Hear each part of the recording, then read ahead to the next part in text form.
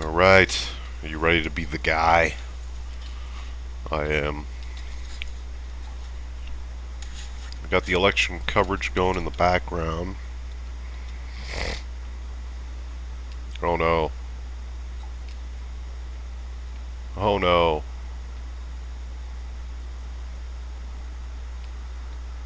Look, guys. My game's erased. From Grant Park in downtown Chicago, where the storyline is unfolding, the excitement How is building. unfortunate. They don't know the conclusion, but they like the novel so far. I should point out that I've been saying that Grant Park is on the south side of Chicago. I was wrong. A prominent Chicagoan who was watching corrected me, and I should know better since hold I on a was minute. based in Chicago for NBC News. So, my apologies to Chicago. Now to the map. 207 Hold on a electoral votes minute. for Senator Obama. McCain at 135 as this story continues. The baddest part of town stays with you, though, if you were in Chicago for any time. You're thinking about the south side at all points, clearly. But Let's try something. That scene Maybe is, I inadvertently. developing, that one that we're watching, as one of the great physical manifestations of American political history. Voters, people indicating a sea change in a nation, gathering in a great public place. It's a great public space on a Saturday afternoon when there's no presidential election going on. But now, There it is. I accidentally erased it. I restored it. I'm cool. I had to do a complete service pack installation, so that took a while. Oh, right. I got freaked out. I'll clean up my desktop later. Fuck it. And a friend of mine pointed out recently, this is not just an African American story. Far from it. The coalition indicates that for Senator Obama, even so far. But for minorities in America, Oh, what was that? Senator Obama represents something important, Gene. Right. You remember we talked during the primary season. We wondered, can African American voters and Latino voters ever agree on anything? They seem to have agreed on Barack Obama, and this idea of the two largest minorities in the country somehow being perpetually at war, having very different interests, doesn't seem to be borne out by what we've seen tonight so far. And in fact, something quite to the contrary seems to be developing. Can't call it a grand consensus, but let's wait until later in the evening and see how all the returns from the West come out and see what the Latino vote really did. But to that point, Gene, let's bring in Howard Feynman of Newsweek in our campaign listening post on that exact point, because we may be seeing this, Howard, in Florida. Go ahead and explain that. Well, what's going on in Florida is the kind of the last gasp of the old politics, of which the Grant Park scene is the obverse. And what's happening in Florida is that some Republicans today, I'm told, put robocalls into the Cuban community in Florida, automated calls into the Cuban community, which is anti-communist, Republican going back 40, 50 years, telling them that Fidel Castro had officially endorsed Barack Obama for President of the United States. It was a last gasp effort to scare the old Cubans in the southern part of Florida. And it didn't work. According to Sergio Bendixen, who is the master of exit polling and studying of the Latino vote, Obama's going to get at least 35% of the Cuban vote. Not just the Hispanic vote, but the Cuban vote. And doing that will help the Hispanic number rise and go in Obama's column. And if Obama ends up winning Florida, it'll be because the Cubans, among the other Hispanics, decided not to be scared and go with the new guy. Can I also say, interestingly, I've been trying to find out where Bill Clinton and Al Gore, just to pick two prominent former national figures, are tonight. They're hunkered down, they're away from the scene. Now, they might say they wanted to give Obama the spotlight, of course, but I think it's a fascinating piece of evidence of the turning of the page, the sense of generational change, that the former Democratic president, who after all had a pretty successful two-term presidency, is nowhere to be seen here. Al Gore is nowhere to be seen. This is all about a new generation, a new coalition, showing itself there on the shores of the lake. And I talked to Mark Salter, who's one of the top, What the fuck's my problem? John McCain's closest friend.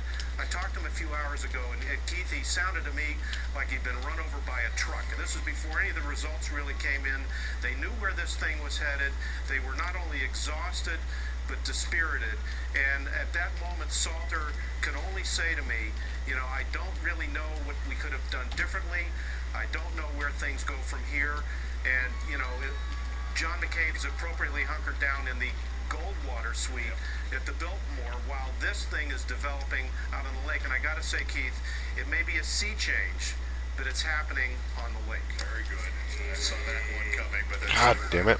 good geographical point.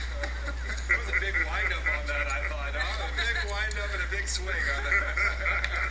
Bishop T.J. Jakes is founding pastor of the Potter's House Church in Dallas. He's been with us throughout the evening. Bishop, your thoughts as you're beginning to watch the story unfold in a very human way. We're going to talk about the numbers throughout the night. We're going to watch. We're not going to project this thing or call it until it's done. We're going to go state by state. But there's a story that's unfolding in Chicago right now that is subdued but very real excitement. Well, you know, personally for me, it's really mind-boggling. I can't help but look at the numbers as they come in tonight, the diversity of the crowd, and reflect on my own childhood growing up with my father from Mississippi and my mother from Alabama, and growing up exposed to the KKK and to colored bathrooms and colored water fountains and segregation and all of its dimensions and propensities.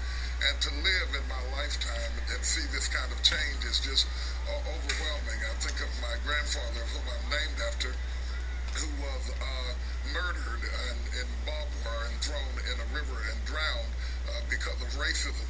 And to see our country move to where it is moving now, it's very difficult to find the words to articulate the hope and the encouragement that springs afresh in my heart as I look into the eyes of my own son and know that I leave him in a better country than what I was born into. Did it take time for you to allow yourself to think that this was possible? You know, I wasn't totally surprised that it was possible. I'm probably one of the few. I've had several debates with a lot of senior statesmen in the African American community, people who are a little older than me and involved in the civil rights movement, who did not think it was possible. I really did think that our nation had come to a point now that there were more people who were ready to move beyond our historicity than there were those who were stubbornly holding on to days that had gone by.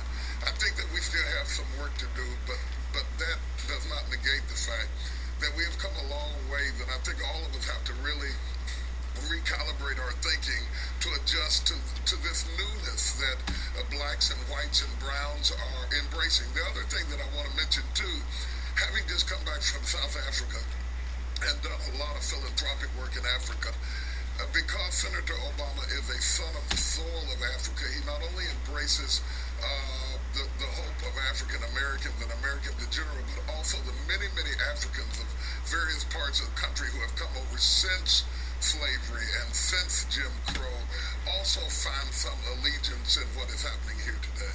Bishop, one other question about this. The acceleration in the change in a society for this to happen and its perspective, not just in this country, but in the Western world, in the world as a whole. Give us some perspective on that. You know, I've traveled abroad and I was amazed at how people all around the world were looking at this. They once believed that America was a place where immigrants could come and people of different religions and different walks of life could come and receive the American dream. And over the past few years, they began to question the authenticity of our democracy. And I think that hope springs fresh and new around the world, and I hope that it opens up fresh dialogue that America could live up to its highest ideals, and maybe we can again be